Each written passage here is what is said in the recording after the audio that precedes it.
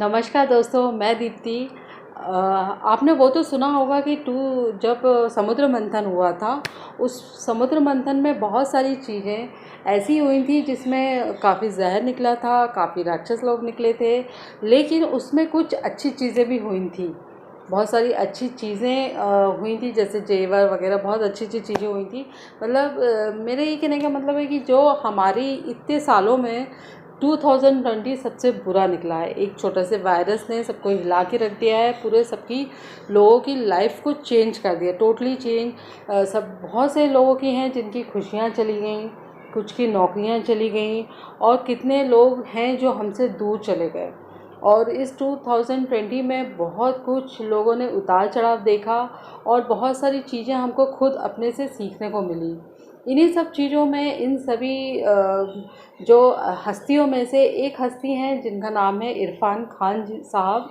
उनकी बायोग्राफ़ी मैंने देखी, उनकी बायोग्राफ़ी मैंने पढ़ी है एक्चुअली। तो वो मतलब उन्होंने अपने लाइफ में बहुत स्ट्रगल किया है, बहुत सारी चीज़ों को, छोटी छोटी चीज़ों को हम उनकी लाइफ से सीख सकते हैं। मतलब हम उनकी जो पूरी लाइफ हिस्ट्री है, पूरी लाइफ की उनकी जो जर्नी है, हम उनकी जर्नी से इतनी सारी चीज़ें सीख सकते हैं। वो एक यूनिक पर्सनालिटी थे, वो एक अलग पर्सनालिटी थे। वो पूरे आर्ट, मतलब जो उन्होंने कला जगत में अपनी अलग पहचान बनाई है, वो सिर्फ मतलब कुछ ही हस्तियों में वो टैलेंट होता है करने का। मतलब उनकी बायोग्राफी मैंने पढ़ा, मुझे बहुत अच्छा लगा, इसलिए मैंने ये सोचा कि आपसे ट्राई करती हूँ बताने के लिए। तो फिर जो इरफान साहब जी थे, वो उन्होंने बचपन में ही सोच लिया था। उनकी पैदाइश जयपुर में हुई थी, और उनके मतलब ननिहाल जयपुर का है, और उन्होंने बचपन में ही सीख लिया था पैशन ऑफ डिस्कवर। मतलब उन्होंने बचपन में ये सीख लिया था कि मुझे ये चीज़ ही करना है लाइफ में, मुझे यही चीज़ करना है। मुझे जैसे कि ना, उनके घर के पीछे एक वो था, थिएटर था। तो वो है ना, रात में जाते थे और है ना स्टोरी पढ़ते थे, और जो कोई सीरियल होता था उसका प्ले करते थे। मतलब उस चीज़ में उसको उनको बहुत ज़्यादा इंटरेस्ट आता था। तो हम उनकी लाइफ से ये सीख सकते हैं कि अगर हमें अपनी लाइफ में कुछ सीखना है, कुछ करना है, अपने सपनों को पूरा करना है, तो उस सपनों को पूरा करने के लिए हमें हमारे गोल को जिस जगह पर है, जिस एज में है, उसी में हमको स्टार्ट कर देना चाहिए। अगर अभी आपकी एज कम है तो हमको अपना एक गोल टारगेट कर देना चाहिए कि अब हमको इसमें अपनी लाइफ आगे ले जाना है। जो कि जैसे बड़े लोग होते हैं, या फिर अगर हम जैसे सचिन तेंदुलकर जी को देख लें, जो कि 16 एज में ही उनने सोच लिया था कि मुझको क्रिकेट खेलना है। बहुत सारी चीज़ें फिर आगे पीछे होती रहती हैं, उतार चढ़ाव होते रहते हैं, लेकिन उन्होंने अपना एक माइंडसेट कर लिया था कि मुझे अपना कैरियर सिर्फ क्रिकेट में ही बढ़ाना है, और मुझे यही करना है। तो हमको भी अपनी एक एज में, हम अगर हम कम एज में, वैसे तो कोई भी काम किसी भी एज से सीख सकते हैं, लेकिन अगर हम कम एज में हैं और अगर हम अपना करियर शुरू करने वाले हैं, तो एक अपना टारगेट स्टार्ट कर लीजिए, आप एक गोल बना लीजिए, आप बस उससे सीखते जाएं। इरफान खान साहब ने अपनी लाइफ में हमेशा ये चीज़ की है, चाहे उनकी कोई सी भी एज हो, उन्होंने सिर्फ एक चीज़ पे ध्यान रखा है, वो है सीखना, सीखना और सीखना। उन्होंने सिर्फ अपने काम में एक छोटे से लेकर बड़े इंसान तक उन्होंने सिर्फ सीखने पे फोकस किया है। जब वो फिल्म इंडस्ट्री में आ गए थे, लेकिन उन्होंने सोचा था कि मैं एक हॉलीवुड की भी फिल्म स्टार्ट करूँगा या उसमें मैं काम करूँगा। लेकिन हॉलीवुड की फिल्म में साइन करने के लिए इंग्लिश तो आना बहुत ज़रूरी है। तो उन्होंने, जो कि उनको बचपन में इंग्लिश नहीं आती थी, तो उन्होंने इंग्लिश सीखा होगा पहले, और उन्होंने इंग्लिश पहले सीखी। अब जैसे कि बचपन में आपने ये सुना होगा कि अगर हमें कुछ चीज़ को अचीव करना है या कुछ चीज़ को पाना है, तो हमें अपने सपनों को पूरा करना पड़ेगा, हमें अपने सपनों के पीछे भागना पड़ेगा। तो उन्होंने भी फॉलो योर ड्रीम्स वाला सिद्धांत किया कि हम मुझे अपने ड्रीम्स को करने के लिए मतलब उस सपने को पूरा करने के लिए चाहे मुझे कुछ भी हो, कुछ भी करना पड़े, वो मैं करूँगा।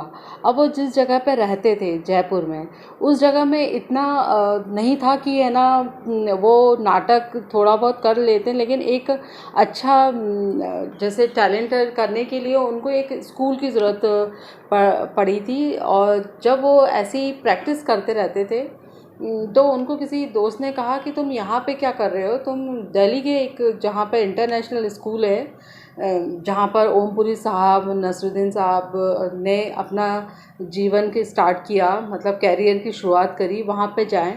तो अब ये उस समय में इतना पेरेंट्स अलाउड नहीं करते थे कि है ना बच्चे अपने घर से दूर जाएं। तो लेकिन उन्होंने कितनी मुश्किलों के साथ उन्होंने अपने पेरेंट्स को कन्विंस किया होगा, और मतलब उन्हें सोच ही लिया था कि मुझे जाना है, अगर नहीं जाने देंगे तो मैं भग के जाऊँगा, लेकिन मैं जाऊँगा। और दिल्ली के इंटरनेशनल स्कूल जो कि एनएसडी है उसमें एडमिशन लूँगा।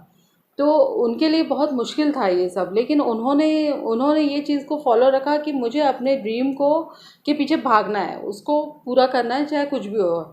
और फाइनली उन्होंने क्या किया कि अपने पेरेंट्स को मनाया, और उस समय मुश्किल तो था लेकिन उन्होंने वो चीज़ की।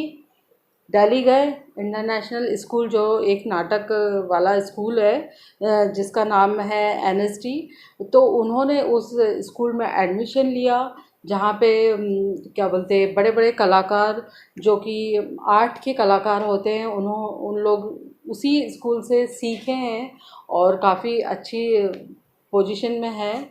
तो उसी स्कूल में वो गए और उन्होंने वहाँ पर और नाटक प्लेस जो प्ले नाटक होते हैं उसमें उन्होंने पार्टिसिपेट किया और छोटी छोटी चीज़ें करी, और फिर धीरे धीरे ही वो फिल्मों में आए।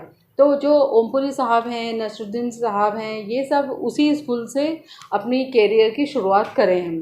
तो उसी स्कूल में वो राजेश खन्ना साहब से वो मिले, और उनको मतलब अपने ऊपर बिलीव नहीं हो रहा था कि कहाँ से मैं कहाँ आ गया और इतनी बड़ी बड़ी हस्तियों से मुझे मिलने का मौका मिला। तो वो अपने सपनों को छोड़े नहीं हैं, अपने सपनों को पूरा करने के लिए उन्होंने अपनी लाइफ में बहुत सारे स्ट्रगल्स किए।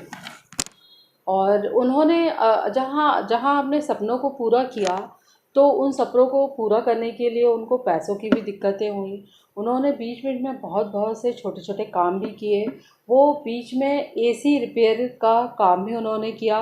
तो अगर हम अपने काम को करने के लिए छोटे छोटे काम कर रहे हैं तो इसमें कोई भी संकोच या शर्म की बात तो है नहीं, क्योंकि अगर हमें ऊंचा कम करना है तो सारी चीज़ों को फेस करना चाहिए और हिम्मत नहीं हारनी चाहिए। उन्होंने हिम्मत नहीं हारी, बीच में छोड़े नहीं, और वो काफ़ी आगे सक्सेस हुए।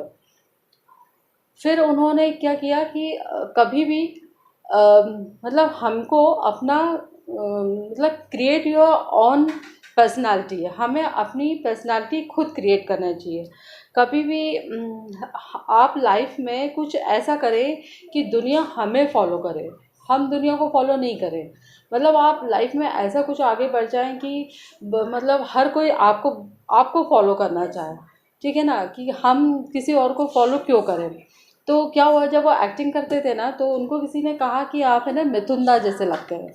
तो अब भाई उनने सुना कि मिथुन दा उस समय काफ़ी अच्छे पॉपुलर सुपरस्टार थे, तो उन्होंने कहा कि मिथुन दा जैसा लगता हूँ, तो फिर वो मिथुन दा की कॉपी करने लगे, मिथुन दा जैसे एक्टिंग करने लगे, मिथुन दा जैसे डायलॉग बोलने लगे। लेकिन फिर उनको एहसास हुआ इस बात का कि दुनिया में मिथुन दा सिर्फ एक ही है और दूसरा मिथुन दा हो नहीं सकता। ऐसे ही इरफान खान भी एक होगा और दूसरा मिथुन दा नहीं होगा, सिर्फ होगा तो एक ही इरफान खान होगा। फिर उन्होंने अपने आप में क्रिएटिविटी लाए, उन्होंने अपने डायलॉग को इस तरह से बोला कि आज उनके डायलॉग्स को लोग कॉपी करते हैं, उनकी मिमिक्री में उनकी एक्टिंग करते हैं, उनकी वॉइस रिकॉर्ड करते हैं, उनकी वॉइस को के जैसे अपने, तो उन्होंने आइडेंटिटी अपनी खुद बनाई और चीज़ों को ऑब्जर्वेशन किया, चीज़ों को बहुत सारा ऑब्जर्वेशन किया कि मैं ऐसी कौन सी चीज़ें कर सकता हूँ जिससे मुझे और अच्छा क्रिएटिविटी मिले, और मुझे मेरे बोलने के स्टाइल में और कितना अच्छा चीज़ें हो सकती हैं जो कि और किसी के पास नहीं है। बॉलीवुड से उनको इनविटेशन आया गया, मिला उनको इनविटेशन की, और उनको काफ़ी अवार्ड मिले कि उनका एक अलग स्टाइल था, उनकी एक अलग आइडेंटिटी थी, उनका एक अलग, उनकी वो खुद अलग एक पर्सनालिटी थी। तो हमको भी उनसे ये सीखना चाहिए कि हम अपनी पर्सनालिटी, हम अपनी आइडेंटिटी खुद बनाएं, ना कि हम किसी दूसरे से कुछ सीखें। मतलब सीखना तो हमें चाहिए, लेकिन हम मतलब दूसरों को फॉलो नहीं करें, लोग हमको फॉलो करें, हम अपनी आइडेंटिटी खुद बनाएंगे, ठीक है ना। हम खुद के काम में खूब ऑब्जर्वेशन करें, हम कहाँ गलत कर रहे हैं, कहाँ सही कर रहे हैं, हम अपनी गलतियों से सीखें। ये उन्होंने खुद किया है, इरफान खान साहब ने ऐसी ही चीज़ें सीखी है। उन्होंने किया है कि उनको अपने ऊपर काफ़ी विश्वास था।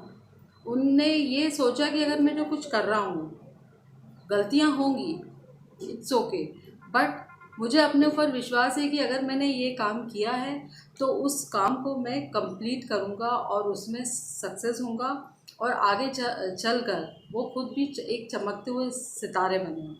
मतलब वो उन्होंने अपने ऊपर इतना भरोसा करके रखा था कि मैंने ये काम करना है और मैं उसमें सफल होऊंगा। तो उनसे हम ये सीख सकते हैं कि यार हम अपने ऊपर एटलीस्ट इतना तो भरोसा करें कि हमने ये काम सोचें और उसे करें, और अपने ऊपर विश्वास करें कि ये काम मैं करूँगा और उसमें सफलता भी हासिल करूँगा। और उन्होंने लास्ट में ये चीज़ कही कि पैसे में उन्होंने ये कहा है कि पैसे से बढ़कर भी कोई चीज़ है, और वो चीज़ है कला। वो चीज़ है अपने आप का प्रोफाइल और अपना वर्क, अपने वर्क को से प्यार, और अपने वर्क में अच्छा से अच्छा बेहतर कैसे करा जाए, उस चीज़ को उन्होंने हमेशा प्राथमिकता दी है और हमेशा देना भी चाहिए। उन्होंने अपने काम से बहुत प्यार किया है। उन्होंने अपनी मतलब उन्होंने जो बॉलीवुड मूवीज़ में उन्होंने ना जो आर्ट फिल्में होती है उस पे उन्होंने ध्यान दिया कि ज़रूरी नहीं है ऐसी फिल्में, आर्ट फिल्मों में भी हम काफ़ी चीज़ें मैसेज कर सकते हैं। उन्होंने बहुत सारी चीज़ों को, अपने प्रोफाइल को, अपने वर्क को इम्पोर्टेंट दिया, अपनी चीज़ों को इम्पोर्टेंट दी। तो हमको भी अपनी लाइफ में अपने काम से बहुत प्यार करना चाहिए। आप कोई भी काम करो, अगर आप जब तक उस काम से प्यार नहीं कर पाओगे ना, आप उसमें सफल भी नहीं हो पाओगे। कम से कम जो काम कर रहे हो आप ना, उस काम से प्यार करना सीखो। जब इरफान खान साहब को कैंसर डायग्नोसिस हुआ था, जब उनको पता चला था कि उनको कैंसर है, उसके बाद उनकी लाइफ में और काफ़ी चीज़ें डिफरेंट हो गई थी जो कि वो चल रही थी। लेकिन उसके बाद भी उन्होंने हार नहीं मानी। 1 साल उन्होंने वेट किया और ज़िद करके उन्होंने अपनी लास्ट मूवी इंग्लिश मीडियम करी। ये उनके लिए आसान नहीं होगा, लेकिन हमने ये सोचा कि हम वो किसी चीज़ को लेके बैठने वालों, रोने वालों में से नहीं थे। उन्होंने अपनी लाइफ में इतना कुछ किया है ना, तो हमको बहुत सारी चीज़ें उनसे सीखनी चाहिए। और फिर उन्होंने वापसी की और इंग्लिश मीडियम किया, और वो मूवी उनकी काफ़ी अच्छी भी रही। अपनी लाइफ में उनसे बहुत कुछ सीखना चाहिए। तो इरफान खान साहब से की बातें, और मैं उनको नमन करती हूँ, प्रणाम करती हूँ और धन्यवाद देती हूँ कि हम उनकी चीज़ें जो उन्होंने अपने लाइफ में की हैं, उन चीज़ों को थोड़ा थोड़ा करके हम सीखने की कोशिश करेंगे, हम अपनी लाइफ में उन चीज़ों को उतारने की कोशिश करेंगे। और जो उन्होंने इतना हमको एक कंटेंट दिया है कि हमें अपनी लाइफ को छोटी छोटी चीज़ों से हम कैसे सीखें, कैसे अगर हम कोई चीज़ों में हार गए हैं तो हम उनसे हार कर भी मतलब फिर उठें और कोशिश करें, क्योंकि हार के बाद ही तो, हारेंगे नहीं तो सीखेंगे कैसे, और सीखेंगे नहीं तो जीतेंगे कैसे। तो मैं इस वीडियो के माध्यम से आपको भी यही कहना चाहूँगी कि आप कोशिश करें। क्या हुआ अगर हार गए तो? जब तक हारेंगे नहीं तो सीखेंगे कैसे, और सीखेंगे नहीं तो जीतेंगे कैसे। तो thank you for watching video. Bye.